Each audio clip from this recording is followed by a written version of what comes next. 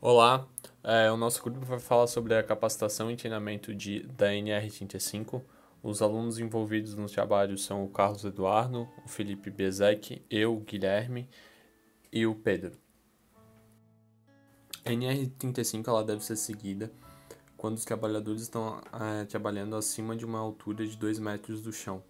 Ela tem como base os requisitos mínimos para que a saúde e a segurança dos trabalhadores sejam preservados.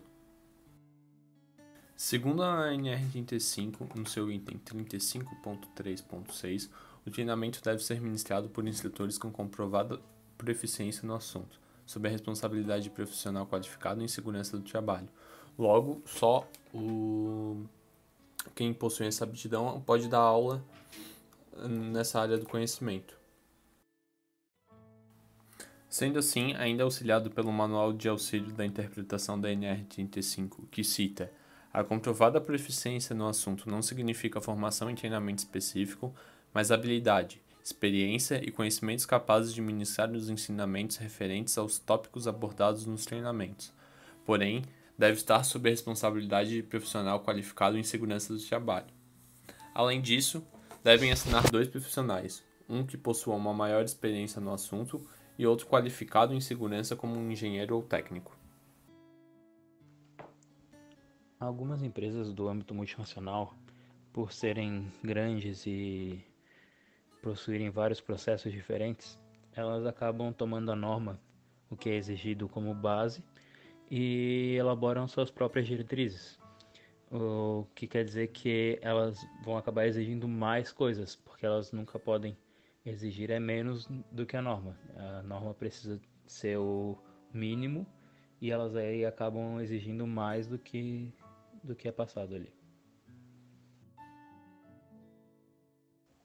Os treinamentos eles devem ser executados em 3 segmentos, sendo que o primeiro é o treinamento inicial, feito para a inicialização dos trabalhos, depois um treinamento periódico, ali a cada 2 anos, e um treinamento eventual sempre que ocorrer mudanças nos procedimentos. E os conteúdos que podem ser abordados nesses treinamentos vão variar de acordo com o que a empresa quer treinar o trabalhador para executar. Mas eles podem incluir coisas como as normas e regulamentos de acordo com aquele trabalho, os riscos potenciais desse trabalho, sistemas de equipamento e procedimentos de proteção, os EPIs em si que vão ser utilizados para aquilo, os acidentes que são típicos de acontecer e também condutas em situações de emergência, como noções técnicas de resgate e primeiros socorros. Bom, para exemplos de treinamento, a análise de risco não é muito comum de ser dada em curso. Ela é mais específico para determinadas obras. Ou seja, o trabalhador praticará, na verdade, a análise de risco em atividades de campo. Geralmente são os técnicos que executam, né? Sobre a síndrome de suspensão inerte, nada mais é do que deixar o trabalhador preso por um cinto de segurança por um curto período de tempo, já que é bem perigoso e pode trancar a sua circulação de suas veias. Na prática, nada mais é do que o trabalhador vai saber qual a posição será melhor para ele em caso de uma queda e ficar suspenso. E a confecção de nó, não adianta ensinar também 10 nós para o trabalhador se depois ele só vai utilizar 2 na sua obra, né, na prática, porque ele acaba esquecendo. Já que, por exemplo, em alguns casos teve de ancoragem, ele vai usar um determinado nó, já em linha de vida, por exemplo, será outro. Então, a linha de vida é capaz de que ele nunca vai usar, como em alguns casos de equipamento de pré-engenharia, por exemplo, que talvez em nenhum momento será utilizado o nó, não tem nesses equipamentos. E também posso citar a confecção de linha de vida com corda. E também tem a prática de utilização de equipamentos usados pelo trabalhador, que é a colocação de cinto de segurança, por exemplo, uso correto de talabarte também. Então, quando sobe e desce, tu tá na posição correta, saber como mexer nesse equipamento. uso correto de trava-quedas também, as cadeiras suspensas, a trava-quedas retrátil, que é mais específico de determinadas obras, não tem todas. Então tu vai ter que cuidar se tu vai ensinar isso ou não para um determinado tipo de trabalhador. O tripé e o monopé, a escada marinha e a escada móvel. E também vai ter os procedimentos operacionais executados em cada empresa. Então não é toda empresa que vai executar determinado equipamento. E também tem a prática de auto-resgate e resgate em altura, que geralmente é ministrado mais no final dos cursos. Então, tu não pode ensinar tudo também dessa questão de auto-resgate e resgate em altura. Tu vai geralmente colocar meia hora no final, porque senão tu não tem tempo para preencher tudo isso. E também vai depender do que o trabalhador utilizar em seu dia a dia, como eu já falei anteriormente. Depende do tipo da obra, porque são apenas 8 horas, então tu não vai poder ensinar tudo, que é um tempo pequeno. Aqui algumas exigências ao empregador, porque tu está lidando com a vida do trabalhador, na verdade, que tem tamanha importância, né?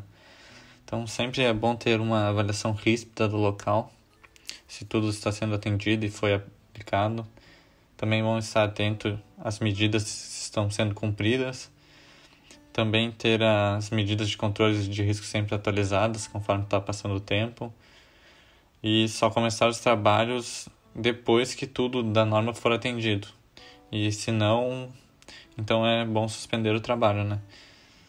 Como tem casos de riscos não previstos, por exemplo, como chuvas ou muito vento, daí tu também vai ter que suspender. Garantir a proteção também estabelecidas em norma. E, por fim, também utilizar análise de risco em alguns casos. E, em alguns casos, a permissão do trabalho. Assim como existem exigências para quem emprega, também tem as exigências para o trabalhador, né? Para quem está exercendo a função ali. Como principalmente cumprir as disposições legais e regulamentadas sobre o trabalho em altura, colaborar com o empregador na implantação das disposições contidas na NR 35, interromper as atividades, né, caso ele veja alguma evidência de risco grave e iminente, né, isso para a própria segurança dos próximos ali que estão trabalhando com ele, e zelar pela segurança, né, dele e também dos outros, que possam ser afetadas pelas ações que eles vão fazer. Falando sobre a importância dessa NR, é muito clara a importância dela, né, devido ao que ela trata, que é o trabalho em altura e que é algo realmente muito perigoso. Então, é muito importante, né, os empregadores e os trabalhadores ter a consciência dessas responsabilidades, o tamanho dessas responsabilidades, para que tudo ocorra da melhor maneira. A atualização também é bem importante, né, porque o mercado de trabalho é bem dinâmico e então deve ser acompanhado bastante de perto para cumprir as normas da melhor maneira e que menos problemas dessa forma aconteçam. Como consideração final, aí, a gente pode concluir que, de forma geral, a NR35 estabelece responsabilidades para ambos os lados, né, tanto do empregador quanto do trabalhador, definindo as situações de risco.